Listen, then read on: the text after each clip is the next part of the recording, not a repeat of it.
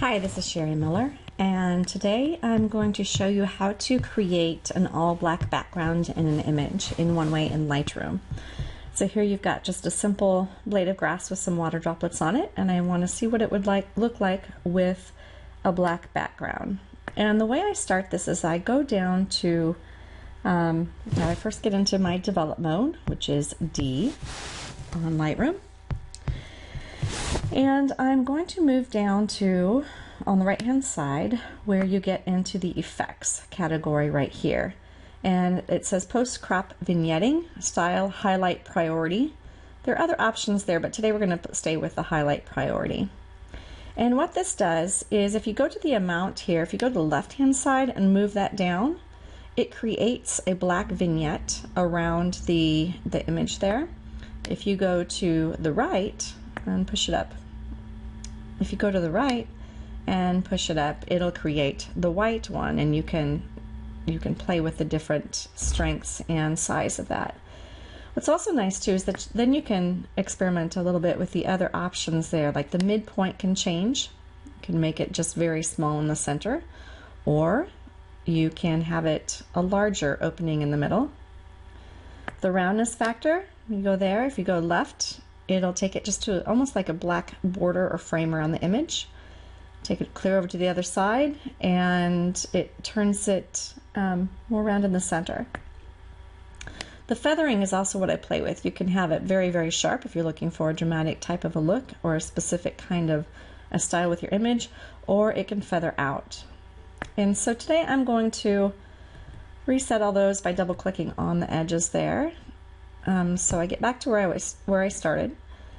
I'm going to bring it over, and let's just bring it all the way over there, and I usually use the feather a little bit too and increase that to make it a little bit softer, gradual change from the fade from black to the color that's in it.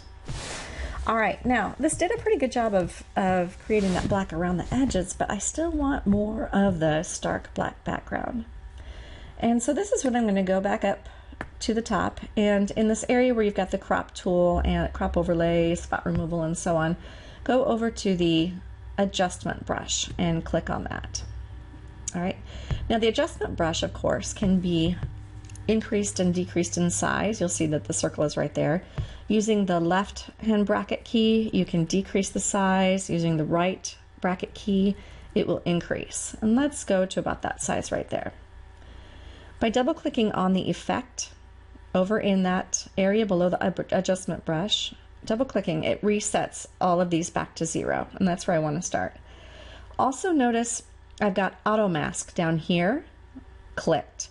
What that will do is it will help me detect the edges, so it won't necessarily use the effect on the edges when I am using it. It'll find those masked edges and it'll keep it from there. All right, what I want to do though is I want to make that black. So using my exposure, I'm going to go that way down on that. And then I'm going to come over and just start painting in the areas that I want to be completely black. The auto mask feature does a really good job of finding the edges, and it will keep those edges from getting the effects that I'm using on in that case. Okay. And I think that looks pretty good. And so then I can go back over here and just to experiment, I can see what that exposure would have looked like if I went the other way. Ooh, white. But I want that black. So I'm going to keep it right there. Click done. And there you go. You can go back to the before and after.